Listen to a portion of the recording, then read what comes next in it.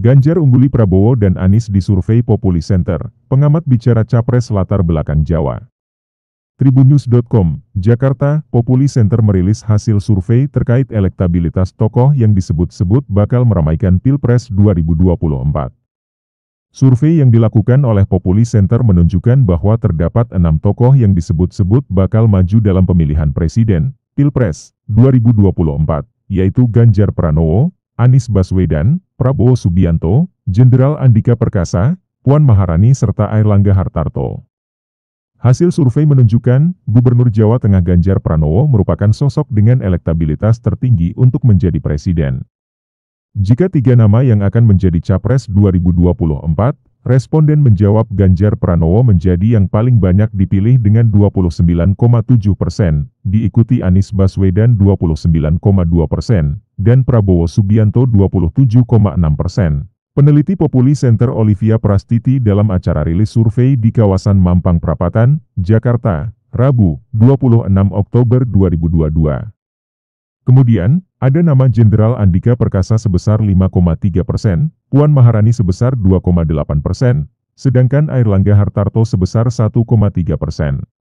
Adapun yang belum memutuskan jumlahnya sebesar 11,8%, dan yang menolak menjawab pertanyaan ini sebesar 1,5%.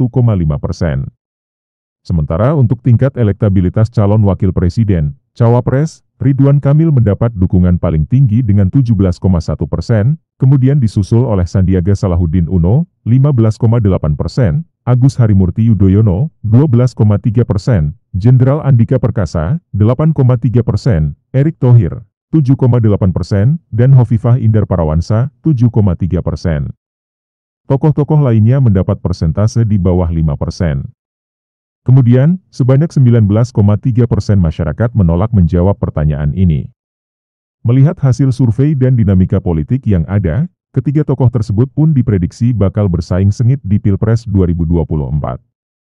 Dari beberapa nama, kita melihat 3 nama yang moncer, Ganjar Pranowo, Prabowo Subianto, Anies Baswedan. Dukungan dari masyarakat tidak terlalu jauh. Satu sama lain bisa saling mengalahkan tergantung strategi, mungkin termasuk memilih wakilnya yang jadi pembeda, ujar Usep. Di sisi lain, pengamat politik dari Universitas Airlangga, Unair, Airlangga Pribadi Kusman melihat potensi pemilih di Indonesia yang kemungkinan besar lebih banyak berasal dari Jawa, secara tidak langsung juga membuka peluang pula bagi Capres 2024 mendatang. Saya pikir bahwa kemudian latar belakang Jawa itu akan sangat berpengaruh, tapi faktor tersebut juga sangat ditentukan juga oleh bagaimana strategi dan inisiatif dari masing-masing calon untuk mendapatkan dukungan suara, ujar Airlangga.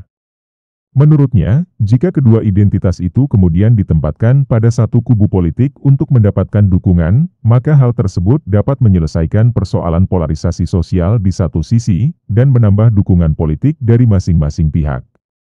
Artinya, misalnya bahwa apabila salah satu calon, misalnya dari artikulasi politik identitas A itu hanya kemudian merangkul wakil dari sesama kubu tersebut, maka tidak akan menambah dukungan politik.